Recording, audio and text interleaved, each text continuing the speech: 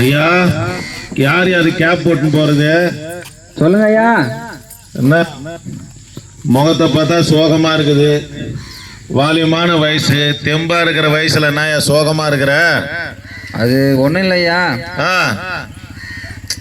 காசுலாம் என்கிட்ட இருந்தப்போ என் நண்பர்லாம் என் கூட இருந்தாங்க. இப்போ என்கிட்ட ஒன்றுமே இல்லைன்னு தெரிஞ்ச பிறகு எல்லாரும் என்னை விட்டு போயிட்டாங்க ஐயா. காசு வச்சு என்ன பண்ணியிருந்தேன் அவங்க கூட? காசு வச்சு நான் என்னையா சொல்லுவேன்? போகாத இடம் இல்லை, பண்ணாத விஷயம் இல்லை, பாவம் இல்லை. ஆமா, அப்படிலாம் போய் பண்ணோம், சந்தோஷமா இருந்தோம் என் நண்பனோட. இன்னைக்கு என் நண்பன் என்ன நீ யாருன்னு கேட்கற அளவுக்கு ஆயிட்டேன் நான். அவனுக்கு எல்லாரும் விட்டு போயிட்டானுங்களா? ஒருத்தன் கூட என் கூட இல்லையா.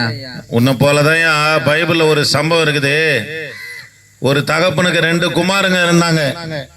அதுல இளையவன் சொன்னான், அப்பா எனக்கு வேண்டிய பங்கை கொடுன்னு சொன்னான். தகப்பனாரும் தான் கடமையை செய்தார். தூர தேசத்துக்கு புறப்பட்டு போனான். எடுத்துன்னு போயிட்டு அந்த பணத்தை எல்லாம் துன்மார்க்கமாய் வேசினிடத்துல செலவு செய்தான்னு சொல்லி வசனம் இருக்குது. அது போலதான் நீ இருக்கிறது போல தெரியுது. நண்பர்கள் எல்லாம் பணம் இருக்கிற வரைக்கும், அப்பா கொடுத்த சொத்து இருக்கிற வரைக்கும் கூட இருந்தாங்க. அந்த சொத்து பணம் எல்லாம் செலவைந்த பிற்பாடு அவன் கை காலியாச்சு. திரும்பி பார்க்கறான், நண்பர்கள் ஒருத்தர் கூட இல்ல, சாப்பாட்டுக்கும் வழி இல்ல. பன்றி மேய்க்க முடியாது, புறப்பட்டு போயிட்டான். அங்க பன்றி சாப்பிடுற தவிட போய் சாப்பிடுறான். அடிக்கிறாங்க.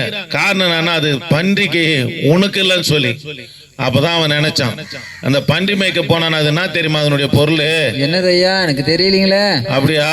பாவத்தின் அடி பாதாளம் வரைக்கும் போயிட்டான். ஒன்னும் அவனுக்கு சரிப்பட்டு வரல. அப்பாவுடைய பங்கு அவன் செலவழிச்சிட்டான் துன்மார்க்கமா. அப்புறம் யோசிக்கிறான், புத்தி தெளிது. என் தகப்பனார் வீட்டுல அநேக வேலைக்காரங்க நேர்த்தியா சாப்பிடுறாங்க, நானும் ஒரு வேலை சாப்பாட்டுக்காக அவஸ்தப்படுறேனே, பன்றி சாப்பிடுகிற தவிடு கூட எனக்கு தரலன்னு சொல்லி அவன் புத்தி தெளிஞ்சதுயா. உன் புத்தியில இருக்கிற அந்தகாரம் நீங்கச்சுன்னு வச்சுங்களேன், உனக்கு இயேசுடைய மேன்மை குறித்து தெரியும். அதுக்கப்புறம் அப்பாவை தேடி வந்தான். நம்ம அப்பாவா இருந்தா என்ன பண்ணுவாரு? போடா செலவழிச்ச, உன்னை தலைமுடிட்டம் போடான்னுவாங்க. ஆனா அந்த அப்பா என்ன தெரியுமா பண்ணாரு? பண்ணாங்க.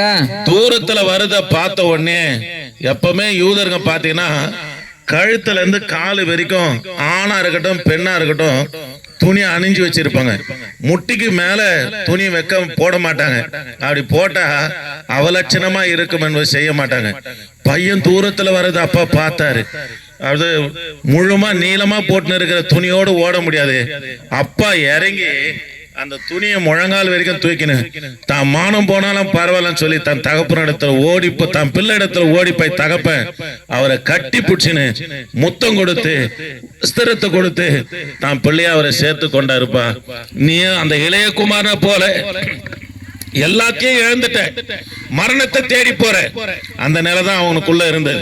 நீ இயேசு இடத்துல வருவாயானா, உன் தெளிந்த புத்தியை நோக்கி, உன் தெளிந்த உன் புத்தியில இருக்கிற காரியங்கள், அந்தகாரம், பாவம், அசுத்தம் இவைகளெல்லாம் விட்டு கர்த்தராகிய இயேசு கிறிஸ்துவை நோக்கி பார்ப்பாயனா, உன்னை அவர் சேர்த்து கொள்வாரியா?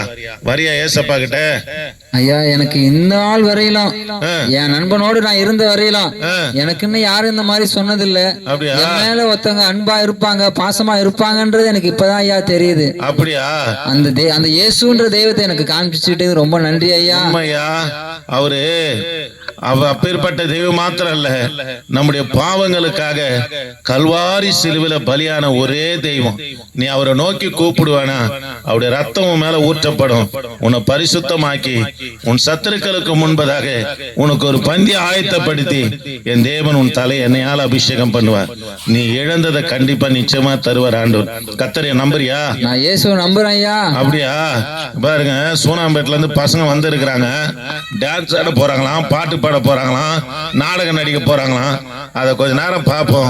பிற்பாடு நம்ம கர்த்தருடைய ஆலயத்துக்கு போலாமா? கண்டிப்பா ஐயா, நான் கூடவே வரேன் ஐயா. என்னையும் கூட்டின்னு போயிடுங்க ஐயா. சரி சரி. நீ இன்னைக்கு கர்த்தரிடத்துல வந்தது பரலோகம் உன்னை பார்த்த உடனே களி கூறும். போலாமா? போலாம் ஐயா. சரி, வாப்பா வாப்பா வாப்பா.